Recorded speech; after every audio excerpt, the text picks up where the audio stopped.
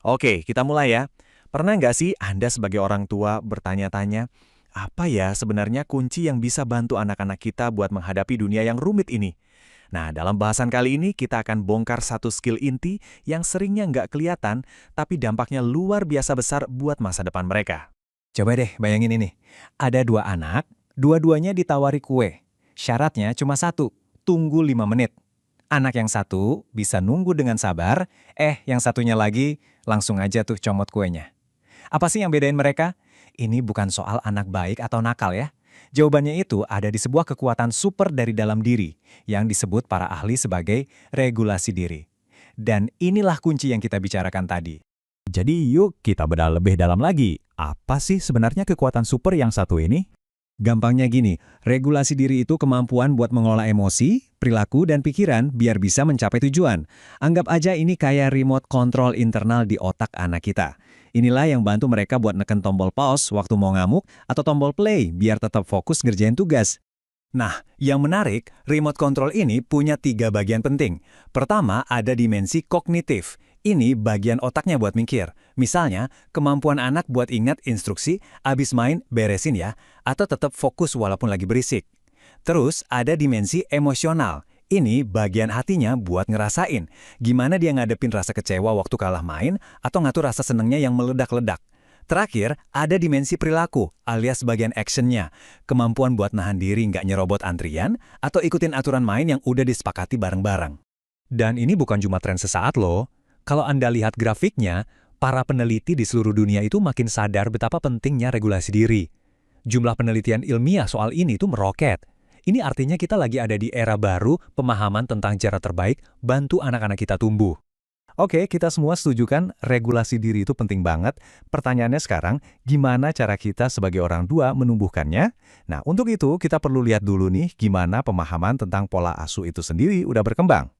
Oh ya, semua yang kita omongin di sini itu dasarnya kuat ya. Bahasan kita ini merangkum sebuah tinjauan sistematis dari 79 penelitian yang berbeda. Artinya kita nggak cuma lihat dari satu sudut pandang, tapi dari puluhan temuan sekaligus. Jadi gambarannya jauh lebih lengkap dan bisa kita andalkan.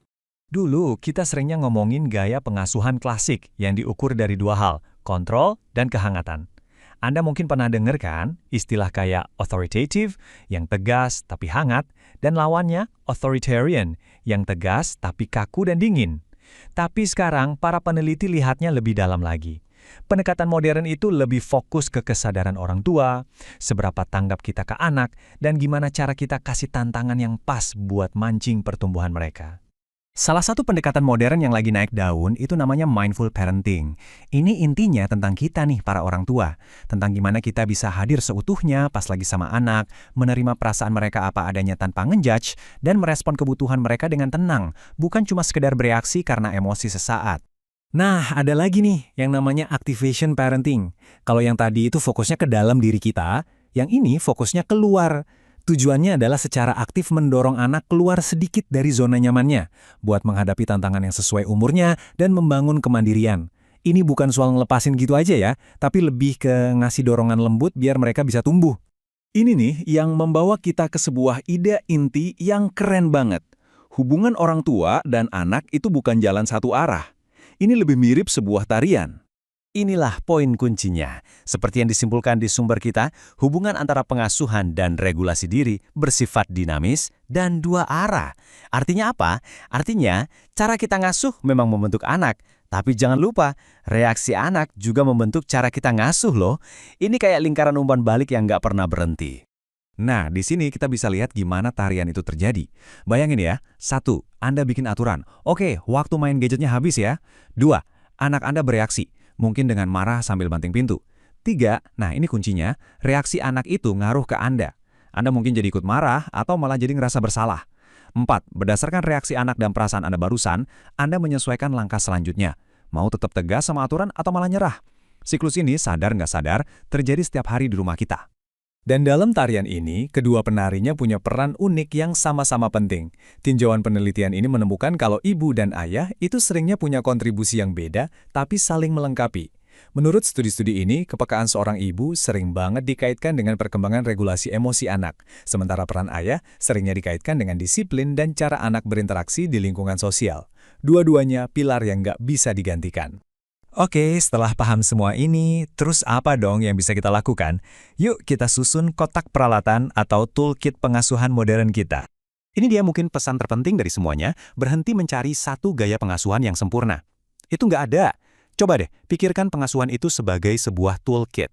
Isinya itu macam-macam strategi yang bisa kita pakai secara fleksibel, tergantung situasi, kondisi, dan pastinya karakter unik anak kita masing-masing. Jadi, apa aja sih isi utama dari toolkit kita? Pertama, jadilah seorang integrator.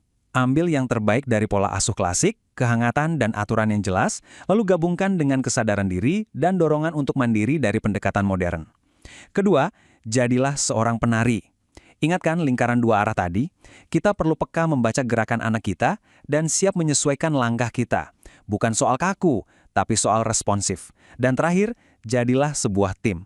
Sadari kalau ibu dan ayah itu bawa kekuatan yang berbeda, tapi saling melengkapi. Keduanya adalah fondasi untuk bantu anak membangun remote control batin mereka.